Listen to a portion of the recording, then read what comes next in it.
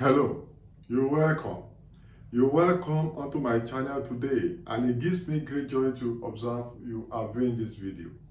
Hi, I'm Dr. Olayinka Akanle. I am a sociologist, I'm a researcher, I'm an academic, I'm a scholar. On this channel, I do a number of stuffs, but all these stuffs I do, you can easily cluster them into four: sociology, research, migration, and relationship. So all this I do as regularly as possible to contribute to knowledge. Meanwhile, have you subscribed to this channel previously? If you haven't, what are you waiting for? Kindly go ahead and tap the subscribe button on your screen right now. Click the subscribe button on your screen right now and join the family of my subscribers. If you have subscribed to this channel previously, thank you very much for staying tuned. Today, the video is titled Life History Method. Life history method is a very important method of data collection, data analysis, data interpretation, and data presentation in research. So this method, though, is usually considered a method of data collection, but it's also a way of presenting, on analyzing, or interpreting data. So it's not only a process of data, a method of data collection. At the level of analyzing your data, if you use life history method, we also describe your method of data analysis within this framework as life history method, in the sense that it is considered as a method of data collection, at the same time method of data analysis, interpretation, and presentation. It's a technical area, but in fact I used it for in my PhD thesis, in my PhD work, in my thesis, and I found it very important. So it's not so popular among many people, but it's a fantastic method I'm recommending for you. So this method is usually regarded as life history method. Is an extensive, rigorous, detailed, in-depth, reflexive process of gathering, analyzing, interpreting, and presenting data, based on personal or group narrative. In life history method, we also target groups, we target individuals as they are affected by group dynamics. So when we use life history method, just like historical method, like if we look at the word history there, we are not only interested in the current experiences of the group or the individual, but we are looking at the past experiences of the group or individual to understand the present situation or issue or reality we are interested in, so that we can project the future. So we adopt a kind of a longitudinal approach to understand the issue or the individual or the group, looking at the past to be able to understand the present or reconstruct the present, and then be able to project the future. So it's an historical method in the sense that though we are looking at the issue of today, we look at the past for the future. So, and a very important point I want you to note is that it's an intergenerational method, in the sense that we are looking at how the problem or the issue of interest can be explained intergenerationally. That beyond this particular group we are interested in, we are studying, beyond this particular group, what has happened in their generations in the past. So we are only using the individual. If we are studying the individual or talking to the individual at this instant, we are only using the individual scenario, individual group, as a window to understanding the intergenerational background for the future. So that's why we call it life history method. So we are only using the individual or this particular group as a window to understanding the larger population, based on, and it's a very powerful, way of understanding the realities in society. Looking at the existences of society. So life history method is a very powerful tool, because it leverages the experiences of individual and group through the context of confine of their generations in the past. So we are only using that. How has this problem that we are interested in, how has it manifested across generations in the past, so that we can understand the current generation and project the future reality. So And it enables us to understand the contextual. Don't forget it's a qualitative method. So it enables us to understand the contextual environment of the issue in question. We look at the social remit, the social boundary of the group we are interested in. Rely heavily on the past, experiences for the present and the future. So generally, don't forget, it is very intergenerational.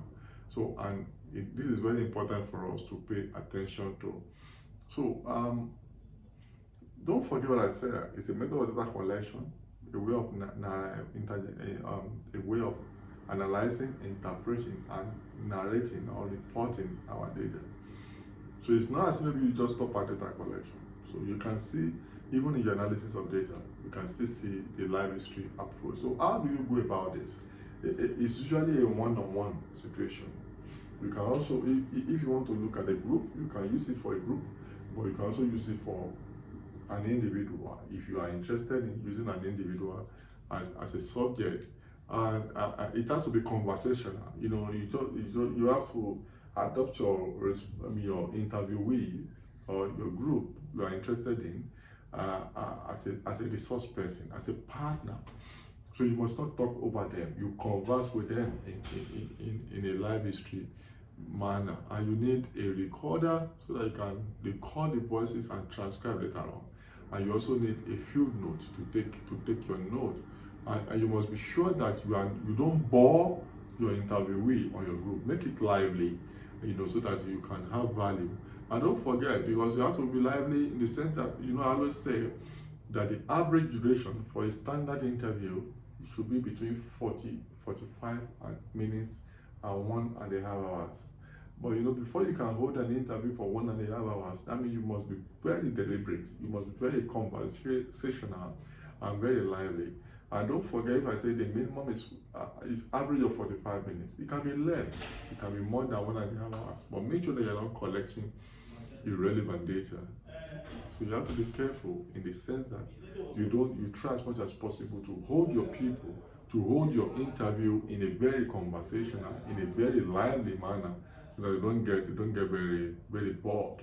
And you also have to, if you are using live history method, you must be interested in both verbal and non-verbal cues that people are giving you, so that you can understand if they're giving you reliable, useful data, or they're just saying random things that will be useless for you. So pay attention to verbal and non-verbal data you are being given and cues in the long run. And you need patience so that before you can connect the past with the present for the future, or before you can connect the past to what you are seeing, you are studying, you need patience, and you need rigor, and you need mastery of the method. And this is very important. You need expertise. Expertise is very important so that you are able to manage the situation. It's a very tricky, very serious method that you need to pay close attention to your expertise. You have to manage the session effectively. This is more sensitive than in-depth interview or focus group discussion or key informant interview or live history method or even participant observation. All these qualitative methods of data collection I just mentioned, they are on this channel, so view them for in-depth understanding. So, and you also need to be sure that you have agreed time, mutually suitable for the two of you. The interview must be conducted, or the method should be deployed at a time that you both agree and at a location that is mutually convenient for both of you. The time and location must be mutually agreed. And so live history method is a very recommended method. So, but there are advantages and disadvantages. Let me start from disadvantages of this method. The greatest disadvantage of this method is recall, the problem of recall. RECALL.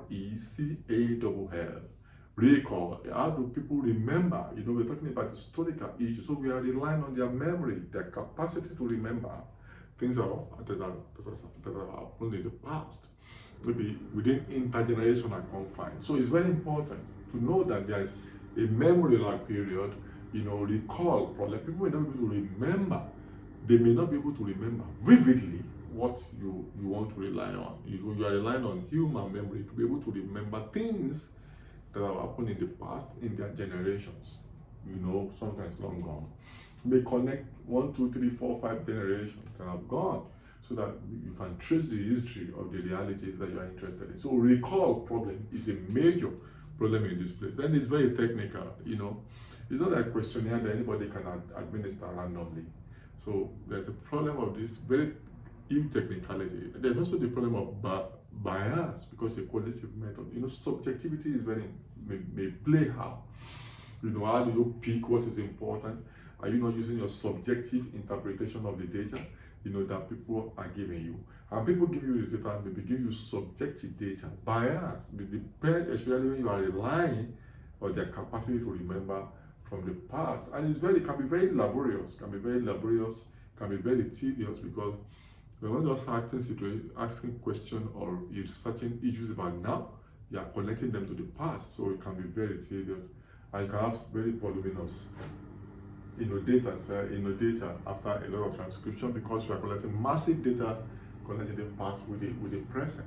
So advantages, this is very advantageous because you are looking at the contextual scenario, then you are connecting the past with the present. So you are not just getting a snapshot, you are using historical past, past experiences to connect the present. So it gives you a very comprehensive understanding of the issue beyond the individual you are talking to. It also gives you intergenerational connection, which is very good. It's a strong advantage to be able to fully understand the boundary, social boundary, cultural ecology of the issue, economic ecology of the issue, even the political ecology, all the ramifications beyond the individual. This is a very strong advantage, and it's very comprehensive and detailed, and it tends to be intellectually very stimulating and very fantastic.